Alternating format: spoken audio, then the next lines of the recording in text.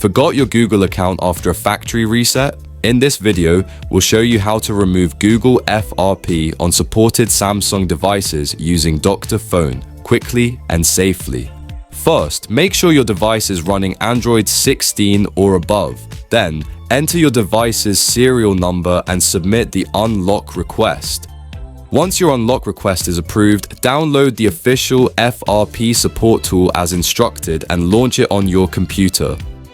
Use a USB cable to connect your Samsung device to the computer. Click Enable ADB first. Follow the on-screen instructions to enable device communication and start the FRP removal process. Click to remove FRP and wait while the tool completes the process. This usually takes just a few minutes. Your device will restart automatically. During setup, when you reach the Google account screen, simply choose Skip to complete activation. That's it. For best results, make sure you're using Dr.Fone on a device you own or are authorized to unlock.